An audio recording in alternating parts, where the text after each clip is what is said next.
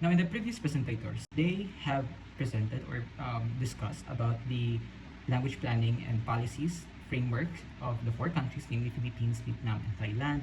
Now we move on to a more specific area where these policies and frameworks are translated or implemented. And this topic that I will be discussing is entitled Language and Education Policies.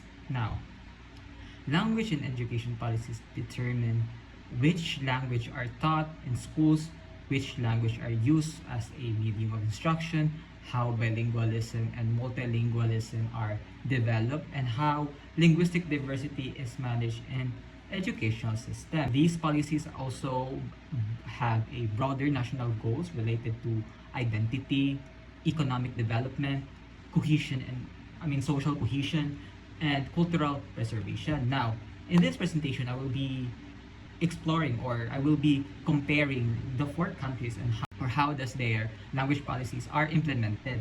Now, in this presentation, there will be five dimensions, namely the medium of instruction first. The second one is the mother tongue policy. Third is the English policy, the indigenous language support, and fifth is the bilingual or multilingual approaches. Now, through this comparison or through this video, we can have a better perspective or understanding towards the similarities and differences, strength, and education philosophies underlying each other's country's approach. Now, in terms of MOI or the medium instruction, a significant difference among the four countries is the language chosen as the primary of instruction. Now, in Vietnam and Thailand, though, they follow a strong national language centered model towards their choosing of language, known as their MOI, particularly on Law on Education of 2029. Now, in Vietnam, they established the Vietnamese language as their official language for instruction, and as same as well as do Thailand's Basic Education Core Curriculum of 2008. Now, this designate Thai as the primary language of instruction or the MOI. Now, both of the countries, now students learn most subjects such as mathematics, science, technology, and etc. They are taught or they are learned through the national language, regardless of their background or regardless of their home language. Now, the rationality or the reason behind this model, is national integration. Now, policymakers believe that a common language strengthens the social cohesion, and it promotes equal participation in society and facilitates nationwide education and standardization. Now, in the Philippines, however, they adopt a bilingual medium of instruction framework under the bilingual education policy, also known as BEP. Now, Filipino and English are shared instructional function. Now, it has a similar function as the mainstream bilingual education that fall under the strong form of strong bilingualism, which 50-50 siya. 50% of the subjects such as mathematics, science, and English are taught in English, and the 50% is Filipino, which fall in under the subjects Filipino, Araling Panlipunan, Arts, and Values. Meanwhile, in Singapore, now Singapore really stands out because English serves as the primary medium of instruction across nearly all subjects, unlike the Philippines where 50-50 siya. Singapore uses English almost as universally for academic instruction. This difference reflects contrasting education priorities, where in Singapore, they view English not merely as a subject but a strategic tool for, global competitiveness. As for Vietnam and Thailand, their language in education have the essence of maintenance, which they prioritize the development of national language, while in the Philippines, they try to balance it out with maintenance, which is to promote and preserve the culture or the national culture by preserving the language, and also the English part where they try to be globally competitive. Now, let's move on to the second aspect of our discussion, which is the mother tongue policy. Now, among the four countries, the Philippines and Thailand have implemented the strongest mother tongue based initiatives. Now, in the Philippines, we have the mother tongue based Multilingual Education Program or MTB-MLE under the DepEd Order number 74 and later RA 1053-3, now which required instruction in learner's first subject or home language from kindergarten to grade 3. And the policy was based from or on an extensive research showing that learners or students learn concept more effectively when the instruction begins in a familiar language. However, this policy was discontinued under the RA 12027. This is because of the challenges behind the implementation. Now, in the implementation part, in terms of the teachers, they lack in training as well as the language mismatch. Kung isa ka region for example here in Davao, we use Bisaya, but however Bisaya has many dialects, but in the MTB MLE they choose just one dialect, which is really mismatching. And also, as for the resources, now there's a lacking of resource, which further lead to the discontinuation of this program. Now, let's move on to Thailand. Now, similarly, the MTBBE or the Mother Tongue-Based Bilingual Education Program, particularly in minority communities such as Patani Malay and Karen regions. Now, this allows learners to begin literacy and content learning in their home language before gradually transitioning to Thai. Now, both of the policies from Thailand and Philippines are grounded in education philosophy that language should serve as the bridge of comprehension rather than the barrier for learning. Now, in the country Vietnam, no, they also support mother tongue education for ethnic minorities. However, unlike the Philippines and Thailand, the minority language are generally thought as a separate language or a separate subject rather than serving as a widespread media of instruction or medium of instruction. Now, in Singapore, now they take it a different approach. Now, rather than using mother tongue as a medium of instruction, now it's similarly to Vietnam, they have a separate subject on it, now where they teach Mandarin, Malay, or Tamil as compulsory subject while maintaining English as the primary language for schooling. Now, thus, while 4 countries recognize the importance of language, now they may differ significantly in how these languages are integrated into classroom instructions. Now, let's move on to the third dimension, which is the English policy.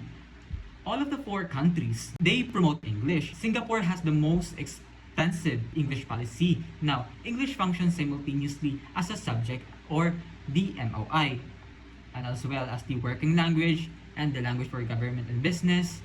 And because of that, now students are exposed in the young age. In the Philippines, they also have a role for English. Now, English is taught as a subject and also serve as a MOI, as I discussed kanina, no, 50-50 siya, 50% for the English, for 50% of the subjects are English and 50% are Filipino.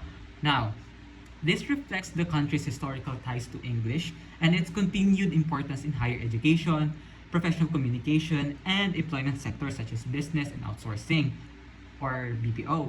Now, in Vietnam and Thailand, they treat English as an FL or foreign language. Now, Vietnam's National Foreign Language Project aims to improve English proficiency to support modernization and international integration. Now, in Thailand's English policy is linked closely to ASEAN participation, tourism, and workforce competitiveness. However, unlike Singapore, no, neither Vietnam and Thailand uses English as the medium of instruction in mainstream public education, although specialized English medium programs exist in some schools and universities. Now, let's move on to the indigenous language support. The Philippines has one of the most comprehensive framework for indigenous support. Now, through the Indigenous People Education Program and MTB-MLE, schools are encouraged to integrate indigenous language, cultural knowledge, and community participation and education. Now, in Thailand, they also provide support minority language through bilingual education programs and community-based initiative. Now, language such as Patani Malay, Karen, Hmong, and others have benefited from localized traditional or educational projects. Now, in Vietnam, they recognize 54 groups and supports minority language teaching through educational and cultural preservation programs. However, yun nga, support is generally more limited than the Philippines and is more often concentrated in specific regions. Now, in Singapore, no, they have a unique case for it. Now, rather than emphasizing indigenous language education, they focus more in preserving language of its major ethnic communities such as Mandarin, Malay, and Tamil through its mother tongue language policies. Now, let's move on to the bilingual and multilingual approaches. Now, using the Baker's framework of bilingual education, the Philippines and Singapore are generally classified as strong forms of bilingual education. Now, the Philippines historically adopted a developmental and adaptive multilingual framework through MTB-MLE. And the goal was not to replace the local language, but to develop proficiency in mother tongue Filipino and English. And I would like to add, since the discontinuation of mother tongue, it doesn't really restrict that students and teachers aren't allowed to speak their mother tongue, but it also said there na you can use mother tongue, however, it is used as a auxiliary or support for teaching some complex contents. Or let's go back. Similarly, Singapore's additive bilingualism education model seeks to develop proficiency in English while maintaining designated mother tongue learning. In Thailand naman, the MTBBE programs also presents a strong additive bilingual approach, but only within a participating minority community, since these programs are not implemented mainstream or nationwide. Now, Thailand's overall system remains primarily Thai-centered. Now, similarly to Vietnam, it's in Vietnam it generally categorized having a weak form of bilingual education because of its minority language play as a supportive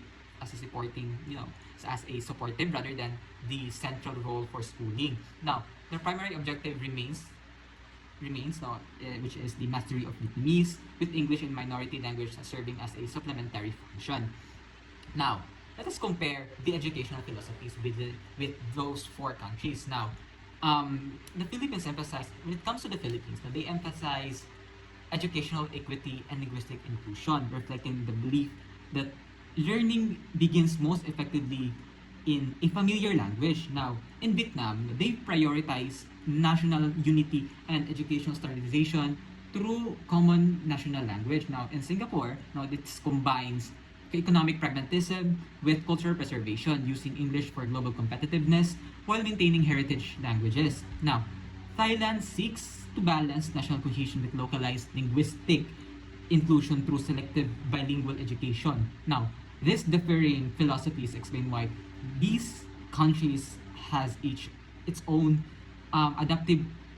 distinct language and education policies, despite facing the similar related globalization and linguistic diversity. And in all of that, it has its own strength and weaknesses. Now, in Singapore's model, or frameworks or policies, it has shown that it has been highly effective when it comes to producing bilingual students or graduates with strong English proficiency and high in academic achievements. Now, in the Philippines, multilingual approach has demonstrated positive effects in literacy development, learner participation, and cultural preservation, particularly during the implementation of the MTB-MLE. Now, in Thailand naman, mother tongue-based education or mother tongue-based bilingual programs have improved literacy outcome education among minority learners. And lastly, in Vietnam, its system has been successful in promoting national cohesion and maintaining high levels of Vietnamese literacy across a highly diverse population. Now, rather than asking which policy is the best, it may be more useful to ask on which policy best address the linguistic realities and educational goals of each country. And that will be all for my report. My name is Axel A. Santolihaw. Thank you for listening.